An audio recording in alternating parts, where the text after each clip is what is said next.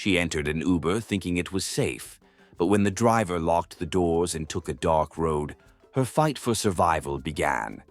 Welcome to Tales by Steph, where every African story whispers truth, chills the spine, and lives forever. Lagos never truly sleeps. At night, the city hums with restless energy, neon lights blinking from bars in Surulere, laughter spilling from roadside bukas, and the steady throb of Afrobeat music weaving through the humid air. Yet, beneath the city's bright chaos lurked shadows darker than any street without power, and some secrets moved silently on four wheels. It was 10:43 p.m. on a Friday when Nkem, a young banker, ordered an Uber to take her from Victoria Island back to her flat in Lekki. She had worked late again, her head pounding with exhaustion. The app pinged, confirming her ride. Driver, Samuel, Toyota Camry, ash color, plate number KJA442DC. When the car pulled up, the driver's smile was polite but unsettling. Samuel was tall, his frame lean but sinewy, with cheekbones that cast shadows in the dim light. His eyes, unusually dark, flickered for a second too long when he looked at her. "Good evening, madam," he said, his voice deep, smooth, almost rehearsed.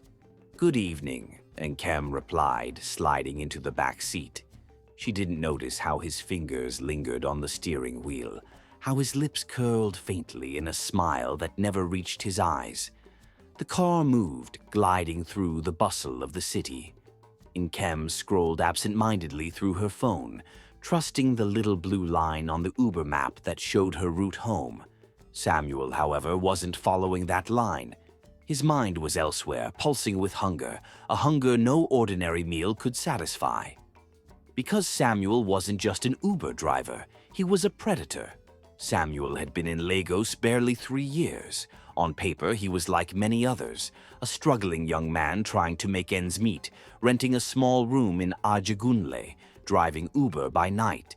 But few knew what really drove him. His obsession began long before Lagos, back in his village in Kogi State, where whispers of dark rituals lingered. His grandfather had been rumored to practice cannibalistic rites, stories villagers dismissed as folklore. Samuel grew up hearing those tales, and instead of fear, something in him felt fascination. The first time he tasted human flesh, it wasn't by choice. It was during a cult initiation when he was 18. They had dragged him into the bush, chanting, pressing his head down as they roasted something over fire. When the meat was passed to him, he chewed hesitantly until he realized what it was. The metallic tang, the texture, the forbidden thrill. It lit a fire in him that never died. Years later, he discovered driving Uber gave him the perfect hunting ground. People trusted apps. People trusted strangers in neat cars with 5-star ratings. They stepped into his vehicle without question, buckling their seatbelts, oblivious to the fact that they were prey. "Long day?" Samuel asked, glancing at Nkem through the rearview mirror. "Yes," she murmured. "Work stress." He smiled faintly, his teeth glinting under the streetlights. "You people in banks, you work too hard. Life is short. You must taste it." Nkem chuckled politely, not catching the edge in his words. Outside, the streets thinned as he took a detour, pretending it was to avoid traffic. The night deepened, the air thick with the smell of rain on hot tar. Nkem didn't notice at first, lost in her phone, but after a while she looked up, frowning. "Excuse me, driver, this isn't the normal route?" Samuel's fingers tightened on the steering wheel. His voice remained calm. "Ah, madam, don't worry. There's traffic ahead on the express. This way is faster." Nkem hesitated. Lagos was unpredictable. Sometimes detours made sense, but something in her stomach knotted. She checked the app. It still showed they were on course, though the little car icon flickered oddly, as if the GPS couldn't catch up. She forced herself to relax. Just get home, shower, and sleep, she thought. But Samuel's mind was racing.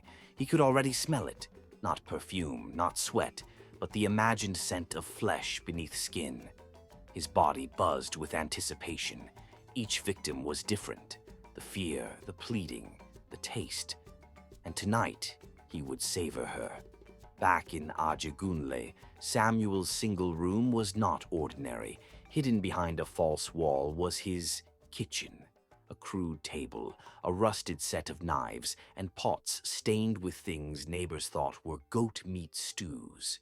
He had perfected his system. Some clients were taken far from their drop-off points, drugged, silenced, never to be seen again. He disposed of bodies carefully, keeping only what he needed. His reputation on the Uber app remained flawless. 5 stars, polite greetings, even bottled water for passengers. But every predator makes a mistake. And Samuel's mistake tonight would begin with Nkem. As they drove deeper into a quieter road near Aja, Nkem's unease grew. Streetlights were fewer, the road rougher. She leaned forward. "Driver, this is not my way. Stop here. I'll order another ride." Samuel's jaw tightened. For a moment, silence filled the car. Then he laughed softly. "Madam, don't worry. We're almost there." Nkem's heart thudded. She reached for her phone, but in that instant, Samuel's hand darted back, faster than she expected, snatching it from her grip. "Ah! Ah!" she shouted, panic rising. "Give me my phone!" Samuel's eyes met hers in the rearview mirror, and for the first time, Nkem saw it. The hunger, the madness. His smile stretched unnaturally wide. "You don't need the phone where you're going," he whispered. Nkem's blood ran cold. Nkem froze, her fingers clenching into fists. The car felt smaller, the air heavier, and Samuel's laugh echoed in her ears like something out of a nightmare. "Driver, please," she said, trying to steady her voice. "Just stop. Take my money. Take the phone. I'll go my way." Samuel's grip on the wheel tightened. His eyes flicked between the road and the mirror, his face calm but his voice chillingly flat. "Money?" he scoffed. "Do you think this is about money? Do you know how many clients leave their handbags, wallets, phones? Money is nothing. What I want, you can't buy." Nkem's heart pounded wildly. Her instincts screamed at her. Jump, fight, scream, anything. She reached for the door handle, but Samuel must have anticipated it.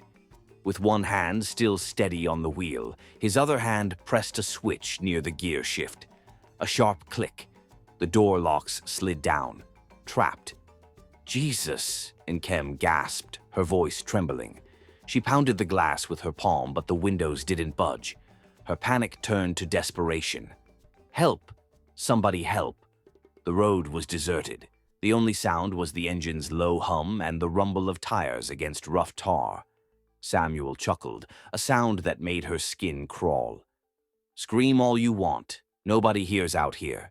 That's the beauty of Lagos nights. Noise everywhere, silence where it matters." Nkem's breaths came in quick bursts. She pressed herself against the door, tears brimming.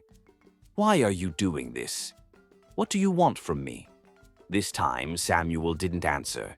Instead, he began humming softly, an old folk tune, low and eerie.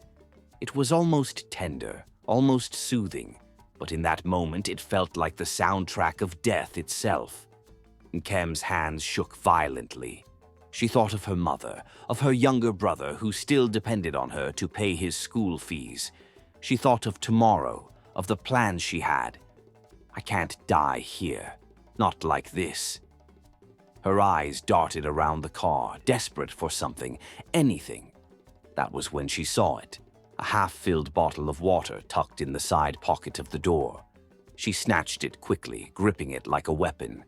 Samuel noticed and laughed. "Water? You think that will save you?" But Nkem wasn't thinking about saving herself with it. She was thinking about creating one chance. Just one. When Samuel slowed to take a sharp bend, she acted. She twisted the bottle's cap, flung the water forward, splashing it over his face. He shouted in surprise, jerking the wheel. The car swerved violently, tires screeching against the gravel. For a moment, chaos filled the night. The car spun slightly, dust rising. Samuel cursed loudly, wiping his face with one hand. That was Ankem's moment. She slammed her elbow hard against the window, praying it would crack. It didn't break, but it rattled enough to sting her arm. She screamed again, louder this time, her voice raw. "Help! Somebody help me!" Far in the distance, headlights flickered. Another vehicle was approaching from the opposite side.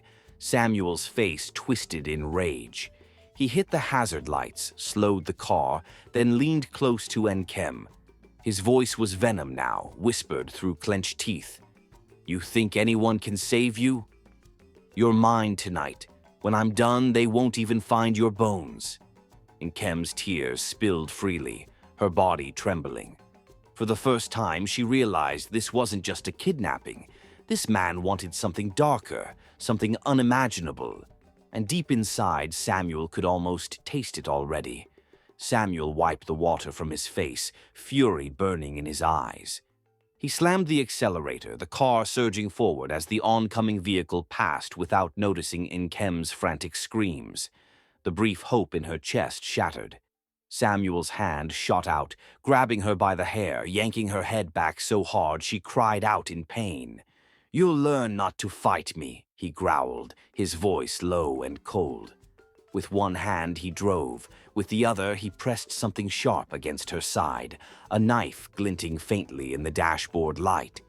Ankem froze, terror swallowing every ounce of strength. Samuel pushed Ankem into the dark, smelly room. The door creaked loudly as it shut behind them. She stumbled and almost fell, her eyes adjusting slowly to the dim light of a single lantern hanging in the corner. The smell was terrible, rotten, heavy, and sharp. It made her stomach twist. On a wooden table, she saw knives with brown stains, old cooking pots, and bones stacked carelessly in a corner. Her breath caught. Fear turned her body cold. Samuel stood behind her, breathing heavily. His voice was calm, too calm. "You see? This is where people come and never leave." Ankem's knees shook. "Please, let me go." "I won't tell anyone," Samuel laughed quietly, shaking his head. "They all say that." Ankem's eyes darted around the room. The windows were boarded up. The door was locked. The only way out seemed impossible. Still, her mind screamed one thing: "I have to survive." Ankem's eyes scanned the room quickly. On the table, beside the bloody knives, she spotted a small rusted spoon. Her heart raced. Samuel turned his back for a moment, reaching into a pot. Quietly, Ankem grabbed the spoon and hid it in her hand. She knew it was weak, but it was better than nothing. When Samuel faced her again, grinning, she forced herself to stand tall. "God will not let you win," she whispered, though her voice shook. Samuel laughed. "God?" he sneered. "God doesn't come here." But deep inside, Ankem's spirit refused to give up. Samuel stepped closer, his shadow swallowing Ankem where she stood. Her grip tightened on the spoon, her palms sweaty. When he reached out to grab her face, she acted fast. With all her strength, she drove the spoon into his arm. Samuel roared in pain, stumbling back. The spoon fell from her hand, but she didn't stop. She dashed for the door, pulling hard on the handle. It didn't open. Samuel's laughter returned, deeper and more furious. "So you want to fight?" he growled, clutching his bleeding arm. "Good. I enjoy it more when they fight." Samuel grabbed Ankem by the hair and slammed her against the wall. She cried out in pain, but kicked him hard in the stomach. He staggered, dropping the knife for a moment. Ankem snatched it quickly and slashed his arm, making him scream louder. Blood poured and his face twisted with rage. She ran to the door again, stabbing at the lock until it gave way. The door burst open, and she dashed into the dark night, barefoot, her heart pounding. Behind her, Samuel roared like a wild animal, chasing her into the bush. The hunt had only just begun. Nkem ran as fast as her legs could carry her, branches slapping her face, thorns tearing at her feet. Her lungs burned, but she didn't stop. Behind her, Samuel's footsteps crashed through the bush, his voice echoing, "You can't run forever." She spotted a faint light ahead, maybe a house, maybe hope. Summoning the last of her strength, she sprinted toward it. But Samuel was close, his hand almost brushing her shoulder. Desperate, she spun around and stabbed wildly with the knife still in her hand. The blade cut across his chest. He screamed, staggering back. She didn't wait. She ran straight toward the light until she burst into the clearing of a small roadside bar. People were gathered, drinking and chatting. Startled by her bloodied appearance and terrified screams, they rushed toward her. Samuel, bleeding and furious, stopped at the edge of the bush, glaring. He couldn't follow her into the crowd. Slowly, he melted back into the darkness. Nkem collapsed in the arms of strangers, sobbing, the knife still clutched in her trembling hand. She was alive, but she knew one thing for certain. Samuel wasn't finished. He would hunt again. The bar owner quickly called the police. Within minutes, 2 officers arrived and listened as Nkem, shaking and crying, told them everything. They followed her back toward the shack, guns drawn. By the time they reached the place, Samuel was gone. But the police found enough: bones, blood, and bags of clothing belonging to people who had disappeared. The truth was clear. Samuel had been killing passengers for a long time. News spread fast. Lagos was in shock. Newspapers called him the killer Uber driver. People who had once trusted rideshare apps now looked over their shoulders. Nkem stayed in hospital for days, her body bruised but alive. Pastor Daniel from the nearby church visited her, praying with her, while her family stood by her side. She never forgot Samuel's dark eyes, the way he laughed when she begged for her life. The police never caught him. Some believed he died in the bush from his wounds. Others swore he was still out there, hiding, waiting. Nkem never took an Uber again, and every time she walked alone at night, she felt the chill of that voice in her memory. You can't run forever. The hunt was over, but the fear remained. Thank you for watching. Please subscribe, like, and comment.